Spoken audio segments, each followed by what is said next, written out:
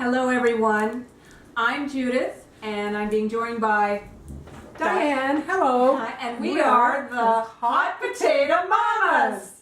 Practice makes perfect. Anyway, just to remind you again, we've written a book called Fed Up with Being Fat and Sick, and it's available on Amazon. Please take a look at it and subscribe please to these YouTubes. We're going to be full of information every week. There's going to be something new.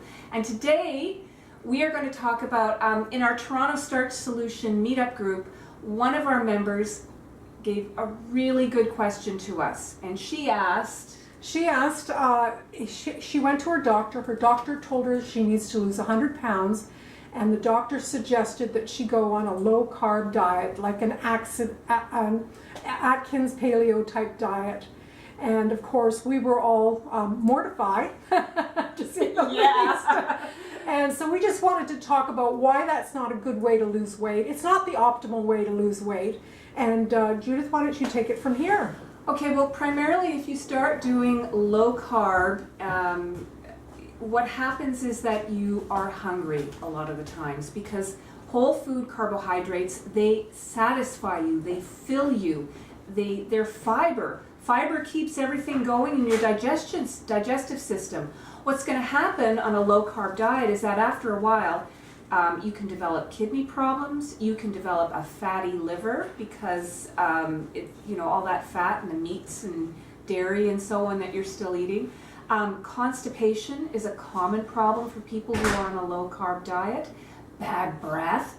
And then, as Diane and I have talked about before, you've got the increased risk of developing serious illnesses such as cancer, heart disease, diabetes, arthritis, anything inflammatory. Anything like autoimmune illnesses. Yeah.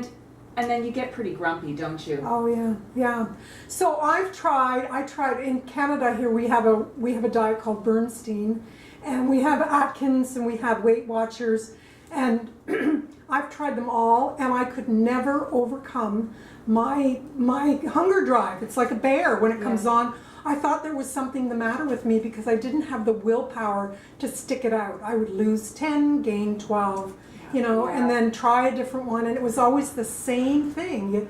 You just couldn't keep it up with it. Now with a starch-based diet, like Dr. McDougall's program, this is his book, The Starch Solution, he's telling you can eat whatever you want in terms of plant-based foods, and you can eat as much as you want, so you're constantly eating and you're constantly satisfied, so there's no depriving yourself. You feel full all the time because you can eat, but you've got to eat the right things, and that's the plant-based foods.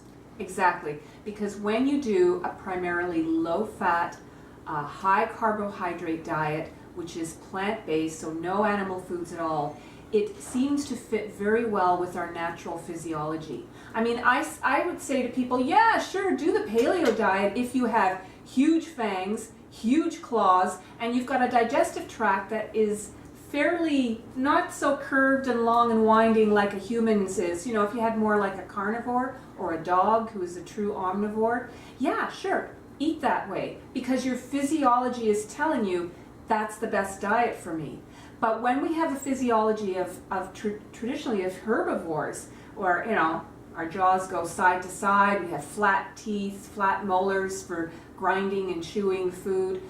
We have hands that are perfect for picking at fruits and pulling vegetables and other plant foods up from the ground. I mean, this is what we're designed to eat, as well as our salivary excretions.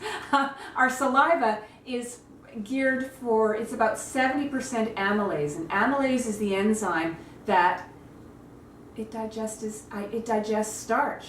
Amylase digests starch. We are full of amylase. That enzyme tells us we need to eat a primarily starch-based diet. But we're not talking about cakes and cookies and pastas and breads. We're talking about whole starch foods, carbohydrates like potatoes, like sweet potatoes, like all the tubers. Beans, yes. Rice, Go whole on. grains, fruits and vegetables. anything that grows from the earth. Yeah. Yes, That's yeah. what we're designed to eat. So if you are interested in the science of nutrition and you want to find out about a carbohydrate diet, pick up T. Colin Campbell's book called The China Study, and it's full of facts and the latest science. And I think that that's where we go wrong, is that our doctors don't study nutrition in school, and they don't really know what the science is. They're not up on the latest science. The medical system seems to be 50 years behind the science, in my opinion. Exactly. And so if you want to know where the science is at, and you want to know how to create health, read this book or get this book.